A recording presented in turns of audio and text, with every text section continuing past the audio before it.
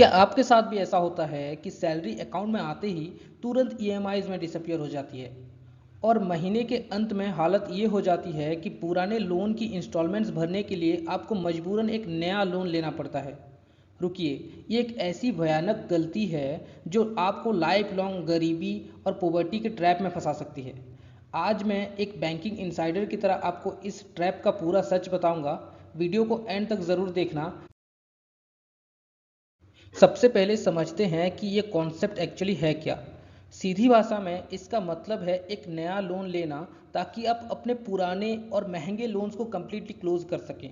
Banking की official terms में हम इसे डेट कंसोलिडेशन या लोन रिफाइनेंस कहते हैं। इस पूरे गेम का लॉजिक सिर्फ एक है, आप अपने हाई इंटरेस्ट के बर्डन को एक लोअर इंटरेस्ट रेट से रिप्लेस कर देते हैं। अगर इस मेथड को करेक्टली और बहुत केयरफुली यूज़ किया जाए तो ये आपके लिए एक बेहद पावरफुल फाइनेंशियल टूल बन सकता है। लेकिन प्रॉब्लम मैथमेटिक्स में नहीं, हमारे साइकोलॉजी में है। जैसे ही आप नया लोन लेते हैं आपके ब्रेन को एक इंस्टेंट और टेम्पररी रिलीफ फील होता है कि चलो ईएमआई भर दी। पर इस चक्कर में आप अपनी रेकलेस ओवरस्पेंडिंग के रूट कॉज को कम्प्लीटली इग्नोर कर देते हैं। जब आप बार बार ऐसा करते हैं तो बोरोइंग आपके लिए एक कंफर्टेबल हैबिट बन जाती है, जबकि इसे एक रेयर इमरजेंसी सॉल्यूशन होना चाहिए था। याद रखिए, ये टेम्पररी मेंटल पीस फ्यूचर में आपके लिए हमेशा डबल स्ट्रेस लेकर आती है। चलिए पहले इसका प्रोज यानी फ़ायदे देखते हैं। आपको पता होगा कि क्रेडिट कार्ड्स और अनसिक्योर्ड पर्सनल लोन्स पर आपको 24% से 36% तक का मैसिव इंटरेस्ट देना पड़ता है। अगर आप इन महंगे लोन्स को एक सिक्योर्ड 12% लोन से रिप्लेस कर देते हैं तो आप अपनी हार्ड अर्न मनी का एक ह्यूज अमाउंट सेव करते हैं। और सिंपल मैथ है, जब आप लोअर इंटरेस्ट पे करते हैं तो आपकी ईएमआई का बड़ा हिस्सा प्रिंसिपल अमाउंट को रिड्यूस करने में जाता है। यही एग्जैक्ट स्ट्रेटजी आपको अपने एक्सपेक्टेड टाइम से सालों पहले कम्प्लीटली डेट फ्री बना सकती है। दूसरा सबसे बड़ा फ़ायदा आपकी मेंटल हेल्थ से जुड़ा है। सोचिए, अगर आपके 5 अलग अलग लोन्स चल रहे हैं तो उनकी मल्टीपल ड्यू डेट्स को ट्रैक करना एक पेनफुल डेली हेडेक बन जाता है। अगर आपसे एक सिंगल पेमेंट डेट मिस हो जाए तो बैंक हैवी पेनल्टी चार्जेस लगा देता है। कंसोलिडेशन का फ़ायदा ये है कि ये सब कुछ एक सिंगल डेट और सिंपल ट्रैकिंग सिस्टम के अंडर ले आता है। महीने में सिर्फ एक बार ईएमआई कटेगी और आपको बिना रिकवरी कॉल्स के डर के कंप्लीट मेंटल पीस मिल जाएगा। तीसरा बड़ा एडवांटेज है आपके सिविल स्कोर को बचाना। अगर आप एग्जिस्टिंग ईएमआईज नहीं भर पाएंगे तो डिफ़ॉल्ट होने की वजह से आपका क्रेडिट स्कोर परमानेंटली डिस्ट्रॉय हो सकता है। ऐसे वक्त में एक वेल स्ट्रक्चर्ड बड़ा लोन लेकर पास्ट ड्यूज़ को क्लियर करना आपको डिफ़ॉल्ट होने से बचा सकता है। उसके बाद जब आप उस नए लोन की एक सिंगल ईएमआई स्ट्रिक्टली टाइम पर भरते हैं तो आपकी फाइनेंशियल रेपुटेशन स्लोली रिबिल्ड होने लगती है। और आप जानते हैं एक हाईली मेंटेन्ड सिविल स्कोर होना कितना ज़रूरी है। अगर एक अच्छा सिविल स्कोर होगा तो फ्यूचर इमरजेंसीज में बैंक आपको सपोर्ट कर पाएगी। लेकिन दोस्तों, हर सिक्के के दो पहलू होते हैं। अब बात करते हैं इसका सबसे खतरनाक डिसएडवांटेज की। सबसे बड़ा खतरा है डेथ स्पाइरल। जब आप एक लोन लेकर अपने क्रेडिट कार्ड्स क्लियर करते हैं तो ऐप में ज़ीरो यूटिलाइज्ड दिखाता है। ये एक डेंजरस इल्यूजन है। वो एम्प्टी क्रेडिट लिमिट्स आपके ब्रेन को ट्रिगर करती है और आप फिर से शॉपिंग या स्पेंडिंग कर देते हैं।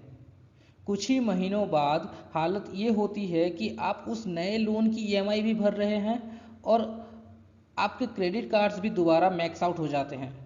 इस पॉइंट पर आकर आप फॉर्मली डबल डेट में ट्रैप हो जाते हैं, जहां से निकलने का कोई रास्ता नहीं बचता। दूसरा बड़ा नुकसान, बैंक आपसे हमेशा छुपाता है। कोई भी नया लोन फ्री में नहीं मिलता। बैंक उसे सैंक्शन करने के लिए एक फ्रेश प्रोसेसिंग फ़ी चार्ज करती है। और वही दूसरी तरफ जब आप अपने पुराने लोन्स को टाइम से पहले क्लोज करते हैं तो बैंक्स आप पर 5% तक का स्ट्रिक्ट फोरक्लोजर चार्जेस लगा देती हैं।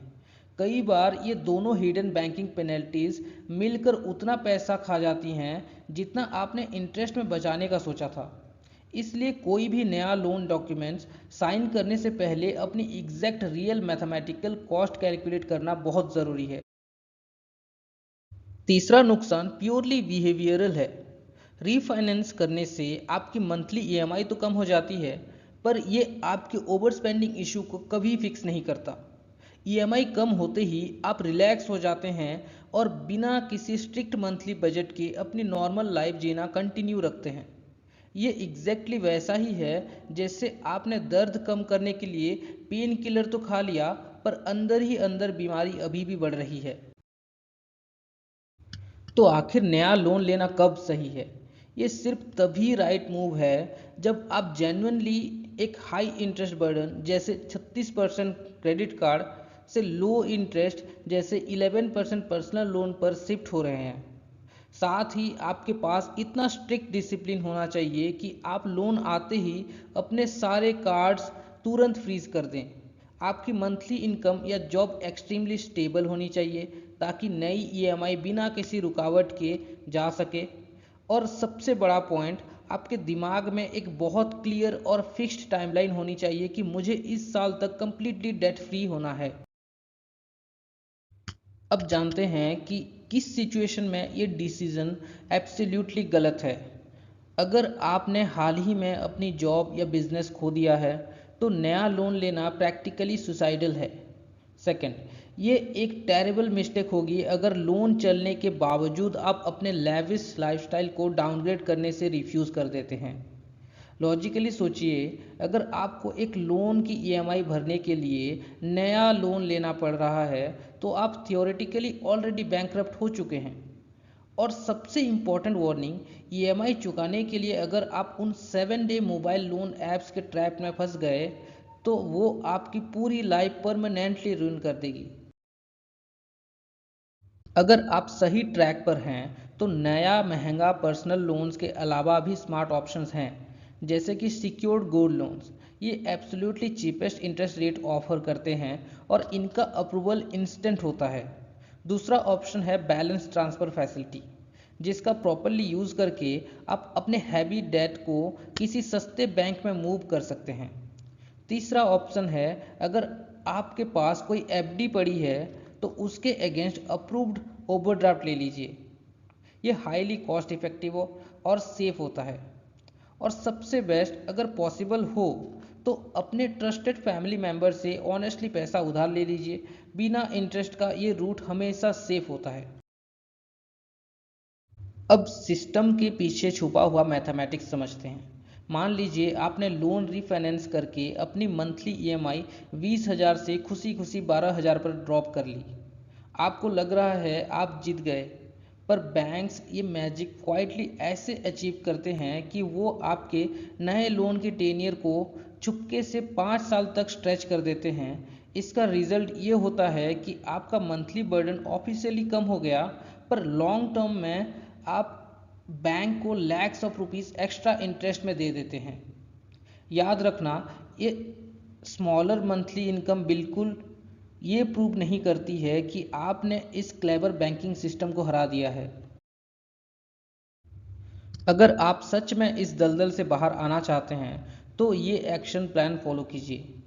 आपका पहला स्टेप यही होना चाहिए कि आज अभी से किसी भी तरह का नया उधार लेना स्ट्रिक्टली स्टॉप कर दें। दूसरा स्टेप, एग्रेसिवली सबसे पहले उस लोन को क्लियर करें जिसका इंटरेस्ट रेट सबसे हाई है। तीसरा स्टेप, अपनी रेगुलर इनकम पर डिपेंड ना रहें। एक dedicated weekend side hustle start करें ताकि पेंडिंग ईएमआईज के लिए एक्स्ट्रा कैश फ्लो जनरेट हो। और आखिरी स्टेप, अपने घर पर एक strict return monthly budget passionately maintain करें और अपने एक एक रुपए को मैनुअली ट्रैक करें। दोस्तों, एंड में मैं यही कहूँगा कि लोन्स एक्चुअली आपके दुश्मन नहीं हैं। ये सिर्फ इस मॉडर्न फाइनेंशियल सिस्टम के अंदर डिज़ाइन किए गए एक टूल हैं। अगर आप इस कॉम्प्लेक्स गेम के पीछे का मैथमेटिक्स समझ गए तो ये सिस्टम परफेक्टली आपके पर्सनल बेनिफिट के लिए काम करेगा। पर आपको अपनी फाइनेंशियल हैबिट्स का स्ट्रॉन्ग कंट्रोल आज ही लेना होगा, इससे पहले कि डेट आपकी पूरी लाइफ को कंप्लीटली कंट्रोल कर ले। अगर आप इस रहस्य को आसान भाषा में समझना चाहते हैं तो अपनी ultimate personal finance freedom journey को मास्टर करने के लिए इस चैनल को अभी तुरंत सब्सक्राइब करें। मिलते हैं ऐसी ही एक पावरफुल वीडियो में। Thank you.